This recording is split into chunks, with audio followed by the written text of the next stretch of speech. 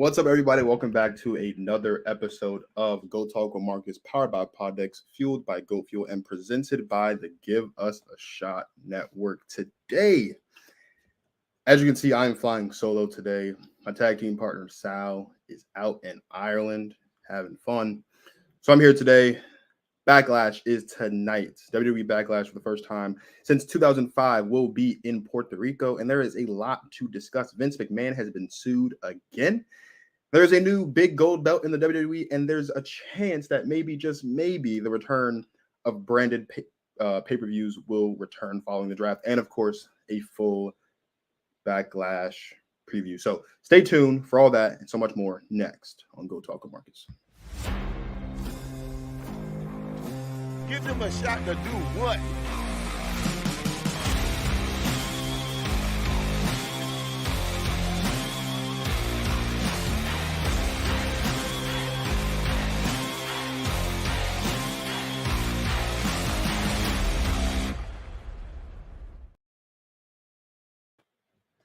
All right, so before we get into Backlash, let's talk about some couple other things. Number one, Vincent Kennedy McMahon, is being sued again. A former writer of WWE is suing Vince because apparently there have been multiple instances in which Vince McMahon and other head writers have tried to push discriminatory scripts for promos or for storylines for certain wrestlers. Current Raw Women's Champion Bianca Belair, who is set to defend her championship tonight against Io Sky, which we'll talk about later, was one of the superstars that were targeted in these discriminatory scripts. Let's be honest. I mean, it's sad to say, but like, are we surprised at this point? Do you know what I mean? Like, every time we hear something about Vince McMahon, it is something negative, right? There was a sexual assault allegations. There's all this misconduct stuff, and now there's this. This every time the WWE looks like it's taking a step in the right direction away from Vince McMahon's black cloud, here comes yet another story where you're just like, man, when is this going to be? Like, what's next? Like, we're always waiting for that next shoe to drop when we're talking about Vince McMahon. I hate to do this. I hate to say this, but like, CM Punk said a long time ago that maybe WWE would be better off when Vince is gone for good. And he used a different term. I'm not going to go that far, but I do think that WWE would be better off if Vince would swallow his pride, swallow his ego, and just take hands off, right? Like, he did the fake retirement thing after the sexual misconduct allegations at the end, around this time last year. And he did the fake retirement. He said he's 77 years old. He can't keep doing this anymore. And he's going to retire. But he's still putting his hands in it. He still got his hands firmly in the pot. I am so tired as a fan of WWE, as a fan of sports entertainment. Like, I'm just so tired. It's like every time there's a Vince McMahon headline, it's never a good one. I can't think of the last time there's been a good Vince McMahon headline. So is this really a surprise to me? No, because like I said, it's just going to keep happening over and over and over and over and over again until he finally decides to just go away and we never see him anymore. But chances are that won't happen. Speaking of going away, so the WWE draft returned this past week. But prior to that, Triple H announced a new world championship. It is a modernized version of the old big gold belt, which we all know and love.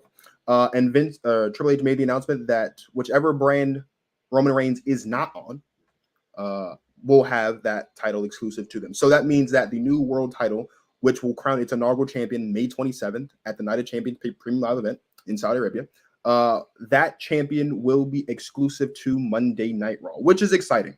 It's always exciting when we get new belts from WWE.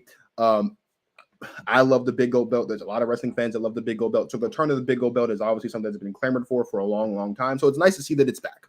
WWE, they did a press conference on Friday for Backlash on Friday in Puerto Rico, and he announced how it's going to work. There's going to be a tournament. There's going to be 2 triple threat matches this Monday on Raw. The winners of those 2 triple threat matches will face each other in the main event of Raw later on in the night. And we'll do the exact same thing for SmackDown. So next Friday, there will be 2 triple threat matches on SmackDown. The winner of those 2 triple threat matches will go on to face each other in the main event of SmackDown. The Raw winner, so the winner of the main event on Raw and the winner of the main event on SmackDown will face each other at Night of Champions on May 27th to crown the inaugural champion. Now, there's been a lot of concerns about what that looks like because this championship is supposed to be exclusive to Raw. So what's the point in including the SmackDown superstars? Honestly, I think it's just a way to get those guys some more shine, get them guys some more light. I think they're going to use this championship as an opportunity to put a spotlight on some of that main event talent that we haven't really been able to see really put in the spotlight because of how long Roman's reign has been. So like expect Cody Rhodes to be involved in this, expect Seth Rollins to be involved in this, expect Bobby Lashley. I would expect Drew McIntyre to be involved in this as well. Maybe we see Sheamus involved. I know he's the Intercontinental Champion, but maybe Gunther's involved in this also. I think this is just a way to get, even though it is going to be a Raw title, this is just a way to get as many big time main event caliber superstars on both brands involved in this. Obviously, the Raw winner is more than likely going to win the belt. It would be a little bit confusing if the SmackDown winner won it, because then they would have to move to Raw. And then the question becomes, well, why weren't they drafted to Raw anyway? Do you know what I mean? So I think that's really what it's for. I've seen a lot of different rumors about, who they think is going to be the first feud. We all know who the first champion is going to be. Seth Rollins is going to be the first champion. I think we know that. He's really the only option at this point. It's clear he's been the face of Raw pretty much ever since WrestleMania 38, right? And even the build into, like, he's been the face of Raw, and he's been the guy on that show. He deserves to be the inaugural champion. I think it's all but certain that he will be.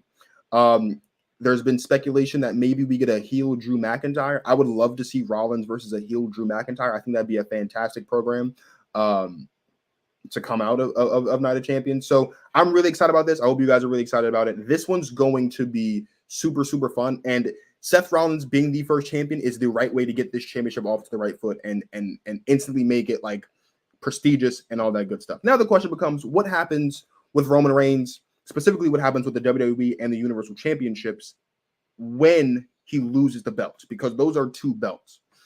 I would imagine that down the line, after Roman Reigns loses the Undisputed Championships, whether that's to Cody Rhodes or whoever, I would imagine that they would unify them. We'd have a new championship. Or maybe the Universal Championship is vacated. I don't know how they're going to do it, but they're not going to have 3 championship belts. That's not what it's going to look like. There is going to be one for Raw. There's going to be one for SmackDown. And I do think that they're either going to unify those titles, or they're just going to vacate the Universal Championship, because the Universal Championship really hasn't really, like, when you run down the list of guys that have won the championship, you got Finn Balor, who's the inaugural champion, but he had everything shit the night after because of the injury. There was Kevin Owens. It's Goldberg's won it a couple times. Bray Wyatt's won it a couple times. Braun Strowman was champion in the Thunderdome era. Roman Reigns has won the championship a couple times. Seth has run it. Brock has run it. Like, it doesn't have a long enough history where keeping it around would make much sense. So it's either going to be vacated or they're going to have it merged together with the WWE Championship, and they're going to make a new undisputed WWE Universal Championship, which I'm not all that opposed against. As long as there's not 3 belts running around, it's all that really matters to me. Speaking of the draft, if you guys remember back to the first time we had the brand split, which was way back in, or the most recent time we had the brand split was made back in 2016 with the introduction of SmackDown Live, we had branded pay-per-views. I would love to see the return of branded pay-per-views. I think that should be the goal moving forward. I think that's really been the whole point of the brand split. It should always be the point of the brand split. It's because you get branded pay-per-views. Of course, WrestleMania is a joint pay-per-view, and of course Royal Rumble and I guess Survivor Series, and then SummerSlam, the big 4, would be, joint. But all of the other ones on the calendar, I think, should be branded. It gives the mid-carders more opportunities. It gives guys that don't get those pay-per-view spots as often, it gives them those opportunities. It gives you more freeway. Look, if you think about it, right, Triple H has really shown us since he's been in charge that less is more, right? And the idea of, we've been getting 5 or 6 really quality matches on a lot of these cards, except for, of course, WrestleMania. WrestleMania, we had 7 on each night, but we're getting 5 or 6 really high quality matches. Like, even tonight, we've got 7 matches on the card. And they're all going to be high quality matches. Do you know what I mean? So the idea of less is more has been amazing so far. And I think you can still have 7 really good matches for branded pay-per-views as long as they're built correctly, as long as the stories are written well, as long as they're intriguing. Obviously, we're not going to see Roman all that much. So those SmackDown pay-per-views are going to need to be amazing without him. And pay-per-views with Raw and SmackDown recently have been amazing without him. It's going to be a little bit more pressure on Roman or on SmackDown because Roman won't be there. But Triple H has been doing an amazing job so far. He hasn't gotten everything right, like I think a lot of us expected him to, but he's been doing pretty good. I would expect maybe that we could see the return of branded pay-per-views, and I would be excited for that. I think that's a really exciting thing to do. You get to see some guys and some ladies who don't get that much screen time on these pay-per-views and on Raw and on SmackDown get more of that time on a premium live event. let's jump into Backlash for tonight. Let's start with the most random match of the night. Seth Rollins versus Omos. There was no build to this match. This match was just announced. And then they had a build to it. I don't mind it, really. This is a way to get Seth Rollins on the card. Like I said earlier, Seth Rollins is one of the biggest stars in the company right now. He's not the face of the company, but he has been the face of Raw over this past couple years. You got to get him on the card. You can't not have Rollins on the card. This is a way to get Rollins on the card, and I don't mind it. This is amazing. This is an amazing. Obviously, you're not gonna have a fallout to Logan Paul because Logan Paul is a spot person. You put him to draw eyes and to draw viewership to the big time shows like the Saudi show he did last year in Crown Jewel, like WrestleMania, obviously, like SummerSlam. He's on SummerSlam. So this was gonna be Rollins versus Logan Paul rematch. I don't mind Rollins versus Omos. The one issue I have though is we keep putting Omos in matches with marquee talent, and he keeps losing them. Right, he lost last year at WrestleMania 38 to Bobby Lashley. He lost this year to Brock Lesnar. He's going to lose to Seth Rollins. Like, what are we doing with Omos? Right, like, are we positioning him to potentially be feuding for a championship down the line? Is he just going to keep being like the big monster man that everyone is that gets fed to everyone? Like, what are we doing with Omos? Omos has the potential to be, as crazy as it sounds, he has the potential to be a really solid monster. He's got his mouthpiece at MVP, and he's amazing on the stick doing promos. Omos doesn't have to talk much. He's 7'3". He's, what is he, 300 pounds or whatever it is he is? Like, he's a big dude, and he should be feasting on the roster and being presented as a dominant big man, and he's not. So I don't mind this match for Rollins because this is just a way for Rollins to get on the card. I don't mind it. I do mind this for Omos because what are we doing with Omos? Omos is going to lose this match, and then we're not going to hear much from him. He's going to have a bunch of squash matches, or they call them in the business enhancement matches. So going to get fed to another top star. He's probably going to lose that match. Like, this cycle that we're seeing with Omos is starting to continue over and over and over and over and over again. There was the rumors of maybe the potentially a new Hurt business when he was feuding with Bobby Lashley. That didn't happen. So, like, what's happening with Omos is really my question at this point. Rollins is going to win this match. I would be shocked if he doesn't because, like I said, he's going to be the inaugural champion at the end of the month. They're going to keep putting him in positions to build and be on that hot streak. Let's switch now to the U.S. Championship. So, I have one problem with this match, and that is that Bronson Reed is on Raw. Austin Theory was drafted to SmackDown. So, Bronson Reed can't win the championship because Gunther's on Raw. So this is really between Theory and Lashley, honestly, but Reed's in the match, obviously. And that's also a typo. That shouldn't say Rollins versus Theory. It's Theory versus Lashley versus Reed for the U.S. Championship. This build has been interesting, right? Like, so Bronson Reed's involved, and I like that he's getting a shot to be in what I would consider a big-time matchup, the biggest match of his career at this point on the main roster, obviously. He is a former North American champion. But, like, this build was kind of interesting to me. Going into it, I really thought that Bobby Lashley was going to win this match, but then Bobby got drafted to SmackDown. Now I'm thinking that we're going to see Bobby versus Roman Reigns down the line. And so I'm almost positive at this point that Theory is going to retain by hook or by crook. He is Theory. That's what he does. My next question then would be, what's next for Austin Theory? Austin Theory is now a two-time U.S. champion. He beat John Cena at WrestleMania. This is another marquee matchup for him in a way as champion. I like to know for Theory what's next. He's been doing great. The decision to get the Money in the Bank contract off of him was the best thing that could have ever happened for him because that was just going to weigh him down. And it had been weighing him down. And since then, he's been doing amazing things. I just want to know what's next. I expect him to win this match. I expect Bronson Reed to take the pin because he's on Raw. He'll be going to Raw.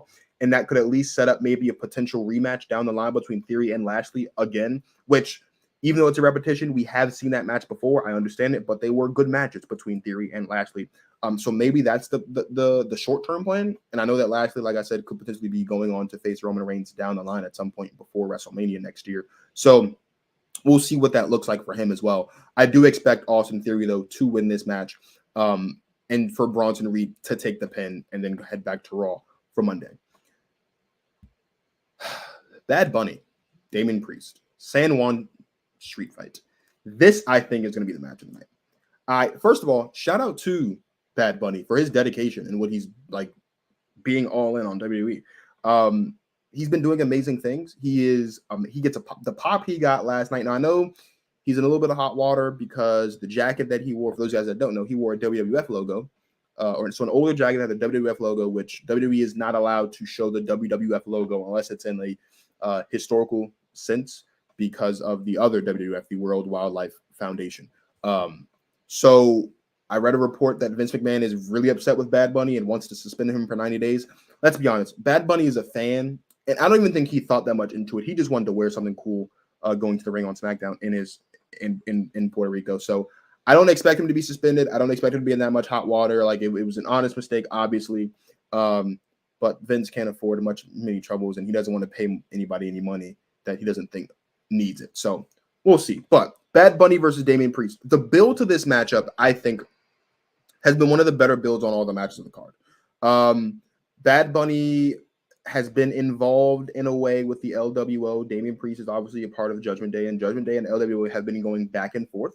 I would expect that come Survivor Series, which is in November. It's crazy to think about that, right? But I would expect that come Survivor Series, the LWO and Judgment Day will be involved in War Games in some capacity, and I think we're starting to see the seeds of that plan to now.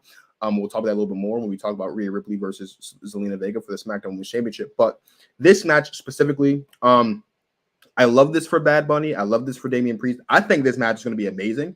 The promos back and forth, the work that these two have done in the ring together, in their like attacks on each other and things has been really, really well. I would expect, excuse me again. I would expect both the Judgment Day and the Latino World Order to get involved, specifically Finn Balor and Dominic, and then of course Rey Mysterio and Legado del Fantasma, Wild, Toro, and Escobar. I would expect them to get involved in some capacity. I think this is the way to do that. I don't think they'll be involved as much in the SmackDown Women's Championship match. I do think they will be involved in this match heavily because it's a street fight, right? And I think that's what that was the purpose of making it a street fight, is to get more interaction between the Judgment Day and the LWO in a physical, hostile capacity. As much as I would love for Bad Bunny to win this match, I don't know logistically how that would make sense, considering that he's going to, after this match, we're not going to see him for a while. And Priest is still going to be showing up to Raw every single week. So maybe he wins, maybe he loses. I think logically the decision would be made that Damian Priest wins this match. The Judgment Day need to pick up wins.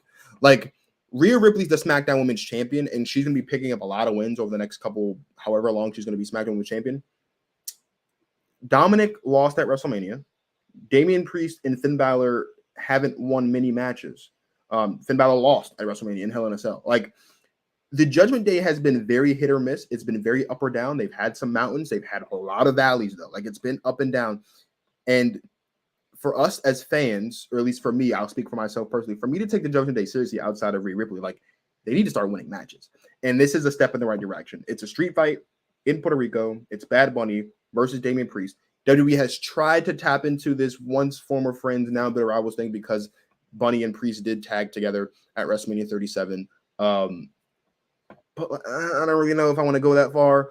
But there does need to be some more legit wins on this road for the Judgment Day, for Bad Bunny, for Damian, not Bad Bunny, but for Damian Priest and company of the Judgment Day. I would expect Damian Priest to win, but I want Bad Bunny to win. I think that would be the feel-good moment. The pop he got last night at SmackDown was amazing. The pop he's going to get tonight is going to be amazing. The pop he gets if he wins would be even better. I think that would be how it works, but I think logically Damian Priest should get the win because the Judgment Day needs wins.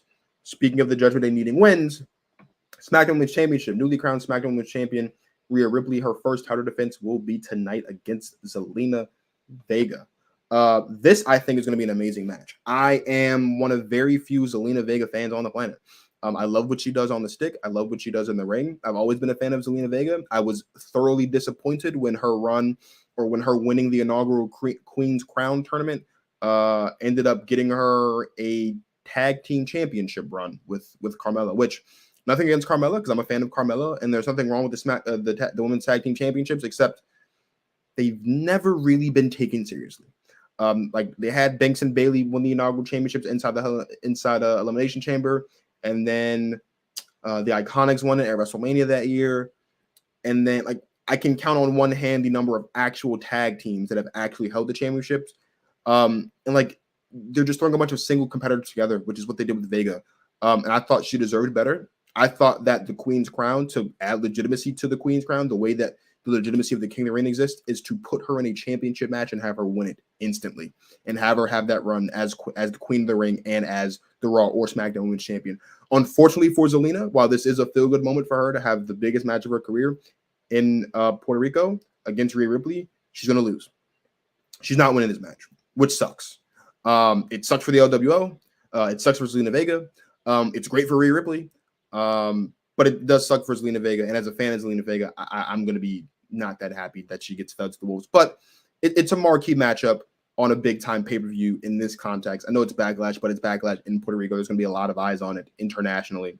This is a big moment for her. She'll lose. Rhea Ripley will win this match.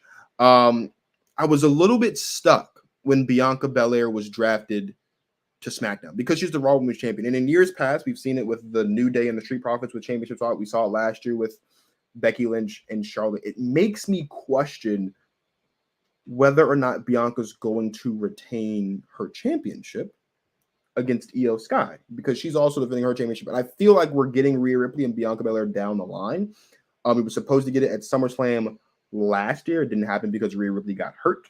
And by the time she came back, there just wasn't enough build to have that kind of a match. A lot of us kind of thought that after Rhea Ripley won the Royal Rumble that she was going to pick Bianca Belair, but she didn't. She picked Charlotte. And I was one of the very few people that was okay with the decision because it made sense when you think back to Charlotte Flair having beaten Rhea Ripley after Charlotte won the Rumble at WrestleMania 36 for the NXT Women's Championship at the time, back when Rhea was in NXT. It made sense for Rhea to kind of want to get hers back at WrestleMania and do to Charlotte what Charlotte did to her all those years ago, which is win the Royal Rumble, challenge her, and then beat her for the championship. So I wasn't all that against it. We've seen a couple of interactions between Rhea Ripley and Bianca Belair in the past couple of weeks, which makes me think that we're going to get that down the line. When that's going to happen, I don't know. I don't know that's going to happen, but I would expect that they happen. It would be for the SmackDown Women's Championship, though. I don't think Bianca Belair is going to be the Raw Women's Champion for much longer, which brings me into Bianca versus Io. I think Bianca Belair is going to lose tonight. I do. Bianca Belair is coming up on becoming the longest reigning women's champion, Raw Women's Champion of all time, which is great for her. She's already the longest reigning African-American champion of all time, no matter men or women, whatever the title is. World Championship, mid-card championship, like whatever. She's already done that, which I love that for her also. I think she loses tonight. I think she loses tonight, because if I'm not mistaken, Damage Control was drafted to Raw. There needs to be a Raw SmackDown. There needs to be a Raw Women's Champion on Raw without some. So, like, this is going to be the end of her. But also, more specifically, we've seen what appears to be seeds planted for dissension within Damage Control. And it looks like Bayley could be on the cusp of betraying. Wait, no. They were drafted to SmackDown because they keep talking about Bayley being reunited. I don't know what's going to happen here, actually. That's a great point. I don't know what's going to happen here. Maybe Bianca wins, maybe she loses. Because I don't know what's going to happen because Damage Control is on SmackDown. You can't, so like this is the hard part about the draft. Why do we do this? This is one of the things about the draft that makes it tough. Why was Bianca Belair drafted to Raw if Damage Control is also on SmackDown? It's weird. I still think Io Sky is going to win. I'd love for Io Sky to win. I think that'd be great. I think that would, as I was saying before, I think that would be the accelerant to the Bayley turning on Damage Control narrative and have Io Sky versus Bayley as the first title defense for Io Sky. I think that'd be amazing. I think that'd be a great match. I think that'd be a nice way to kind of put the rocket ship on Io Sky's back, so to speak. But whether Io Sky or Bianca Belair win this match, both of these ladies are on SmackDown. So the Raw Women's Champion would be on SmackDown unless the winner just gets moved to Raw, in which case they should have never been drafted to SmackDown. Similarly to what they did with the Raw and SmackDown Women's Championship last year and the Raw and SmackDown Tag Team Champions back in the Thunderdome. It's weird. Here's the thing, though. Bianca Belair, as I am a fan of Bianca Belair and I'm a fan of the braid. I think it's time for Bianca Belair to turn heel. I do.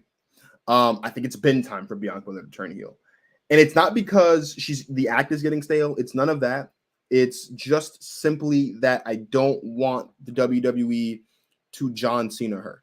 And they've already started it. I loved her work as a heel in NXT. I think it fit the personality more. With the promo that she cuts, she has that arrogance about her. She has that that ego. She has that sassiness. Those are all things that you attribute to a heel. I think Bianca Belair would thrive as a heel. She's strong. She's athletic. She's powerful. She's the EST of WWE.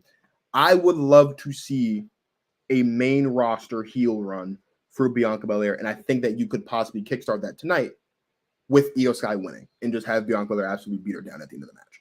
That's what I think should happen. Will it happen? No. And that's not why I'm a booker for WWE, but I would love to see that happen. I think it's time. I think it's long overdue. She's been on the main roster for, we're coming up on three years now, a little over 3 years now that she's been on the main roster, I believe 3 or 4 years. I'd like to see a main run, just give me one heel run for Bianca Belair and I'll be satisfied. It doesn't have to be this, doesn't have to be the thing they did with Big Show at a point in time. Like Big Show would come back every now and then as a face, and then 3 months later he turned heel. We don't need that type of thing. But like I would like to see her have a lengthy heel run for a bit as champion, because I find heel champions to be more entertaining than babyface champions. Let's just be honest. I think they are. A lot of face champions tend to turn heel during their run, or they get turned on by the fans during their run, right? Like CM Punk's WWE Championship reign, he turned heel during the championship run. Seth Rollins, Universal Champion, he got turned on by the fans. The fans kind of turned on Liv Morgan when she was smacking him with champion a little bit. The fans have turned on Ronda Rousey so much over the course of her time as champion in WWE. Like that's just kind of what happens sometimes. I think babyface runs are not as interesting as heel runs are, because when you are a heel, people want to see you get beat up. People want to see you lose the championship. When you're a babyface and you keep getting put in these what are potentially described as insurmountable situations and you continue to overcome them, I don't want to see that anymore. Now I'm bored. So this is a toss-up. It's going to be a great match. I would expect some damage control interference. I wouldn't be surprised if Io Sky wins. I wouldn't be surprised if Bianca Belair wins. If I have to make a decision, gun to my head, I'm going to pick Io Sky. I think she deserves it. I think it's time. It would make Asuka losing at WrestleMania kind of look bad a little bit, because I think if there was anyone that should have won the championship from Bianca Belair, it would have been Asuka at WrestleMania. So we'll see what that looks like, but I would love to see Io Sky win the championship tonight. Whether that happens or not remains to be seen. Let's move on now. Let's head back over to Raw. Let's talk Cody Rhodes versus Brock Lesnar. So the Cody Rhodes story since returning to WWE has been very complex, and it's been very hard as a fan of Cody Rhodes. Admittedly, it's been very hard for me to be all in on Cody, and I am all in on Cody. And the universe is all in on Cody. Like there's a section of the IWC on TikTok and on Twitter that thinks that people are turning on Cody. I don't know where they're getting that from, because every time you see Cody Rhodes and you see that theme song play, that woe gets louder and louder and louder every single week. The woe he had last night was amazing. The woe he has tonight, it's going to be also as amazing. Like, I don't know. I don't mind the decision at WrestleMania for Cody to lose. I thought it was the right decision. I did. And it wasn't because of how some people think like, oh, Cody hasn't struggled enough. What it was is Cody Rhodes came back at WrestleMania 38. He had 3 amazing matches with Seth Rollins. Beat him at WrestleMania 38.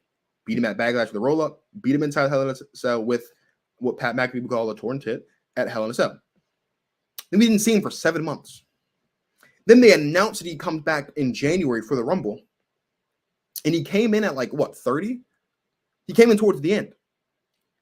And the story was amazing. I loved the story. I was one of very few on TikTok and on Twitter that were advocating for the story to be told between Roman and Cody, because it's an amazing story to tell. It is the story of a guy in Roman Reigns who comes from the long lineage of wrestling that is the Anoa'i family, versus the guy in Cody Rhodes whose family and the Rhodes wasn't respected in the business.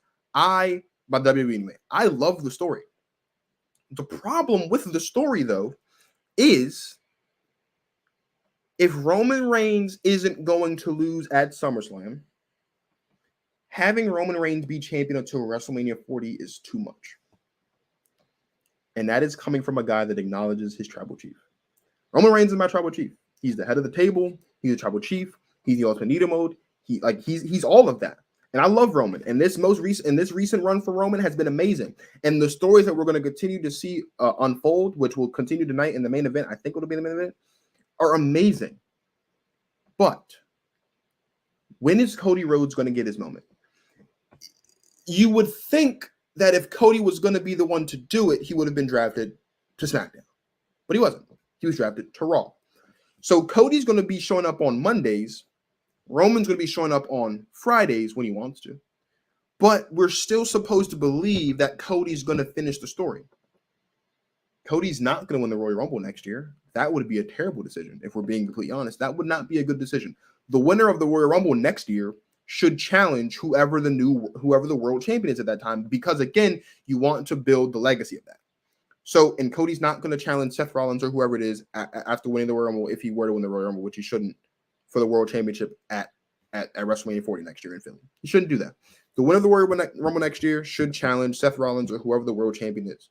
So how are we going to get back to Cody versus Roman if A, we don't do rematches anymore, especially for losers, and B, they're not on the same show?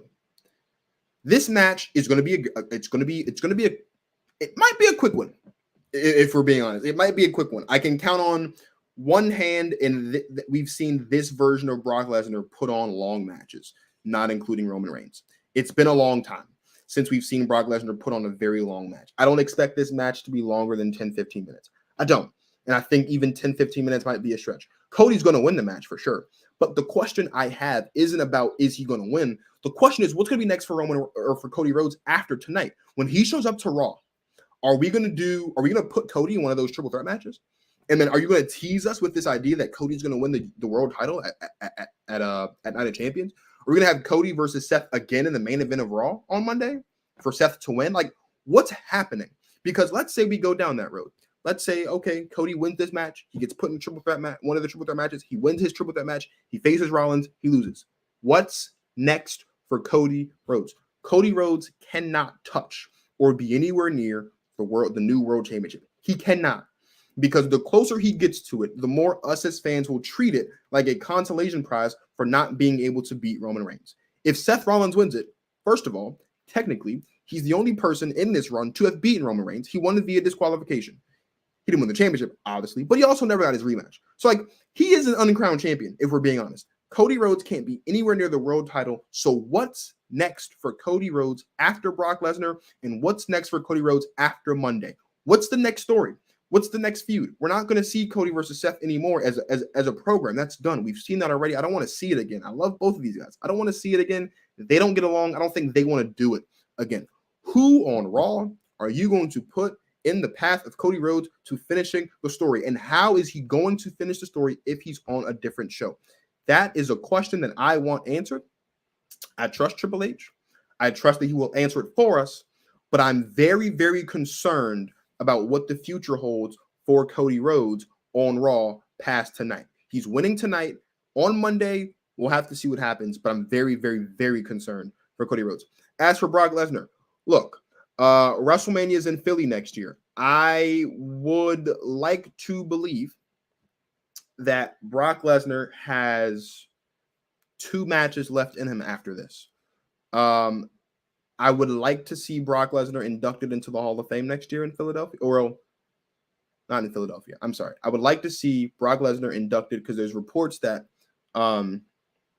Minnesota has put in a bid to host WrestleMania at the US Bank Stadium where the Vikings play. I would love for Brock Lesnar to get his match against Gunther this year, which would be an amazing match at WrestleMania 40, and to be inducted into the Hall of Fame whenever WrestleMania goes to Minnesota. That'd be a great way for him to end it. We're not going to see Brock Lesnar again for a long time. Is Brock Lesnar going to come back and get fed to and be fed to Seth Rollins? Maybe. I don't want to see Brock Lesnar even into that title either, though. So this match is tough because we don't know what the future holds for Cody. We don't know what the future holds for Brock. And I think what's worse is that we don't know what the future holds for Cody because he's supposed to be finishing the story, but he's on the other show. And that's tough. Now, main event, which what I think will be the main event. Whenever the Bloodline is on, the Bloodline's usually the main event. So we've got Matt Riddle and the undisputed WWE Tag Team Champions, Sami Zayn and Kevin Owens, teaming up to take on the Bloodline, Jimmy and Jey Uso, and Solo Sikoa. There's a lot to unpack here, and I love it. First of all, we have to figure out what we're going to do with the tag team titles. Sami and Kevin, they're on Raw. Are they going to do the floating thing? If they're going to do the floating thing, they should have been free agents. So they're not going to do floating. They're exclusive to Raw. What does that look like for the SmackDown Tag Team division? Are they going to just vacate the SmackDown Tag Team titles? Are we going to unify the championships and then create a new SmackDown? What is that going to look like for Sami Zayn and Kevin Owens, again, on Raw? The draft gave us a lot of answers about what we could see, but it also gave us a lot of questions about what we have in front of us. And that is a concern I have. As for the Bloodline, I say this to my friends. I say this to people on Twitter. I've said it in a bunch of TikToks over the past couple months. I am so very excited for this next chapter of the Bloodline because the civil war between the Usos and Roman Reigns and Solo Sikoa is coming. Last week on SmackDown, Zayn and Owens defended the titles against the Usos. Paul Heyman made a point to mention that last Friday night, was the night for Solo Sikoa to do something. And unfortunately, because of Matt Riddle blindsiding Solo at the top of the ramp, we don't know what that something was going to be because the match was ended by the time Solo got back up to the entrance ramp. Solo Sikoa last night was in the back in a segment with his brothers, the Usos, and Jimmy asked Solo if he was ready, and Solo didn't respond. And Jay looked at Solo and said, "Did you hear my brother ask you a question?" And Solo said, "Yeah, I'm ready." And he said, "I'm going to do my part. Just make sure you do yours." Roman Reigns is going to be on SmackDown next week. I wouldn't be shocked if we start to see more dissension between the Usos and Solo. It is not an accident that every time Roman Reigns has come out for a match, the Usos haven't been there. There's a lot of things that are going to be addressed next week. Number one, the Usos are not the undisputed tag team champions anymore. And they failed last week getting the titles back. Roman's going to address that next week on SmackDown. On top of that, the Usos dedicated a victory to the Tribal Chief, and they didn't get the victory. So that's going to be something that's worth talking about with Roman Reigns next week on SmackDown. Solo Sikoa is the enforcer of the Bloodline. More specifically, Solo Sikoa is the enforcer of whatever Roman Reigns wants. And it seems more and more each week like Roman Reigns is done with the Usos. And what that looks like for the Bloodline is going to start to unfold, I think, as soon as tonight. I do not think the Bloodline wins this match. I don't. For a couple of reasons. Number one, Sami Zayn and Kevin Owens, they are the tag team champions.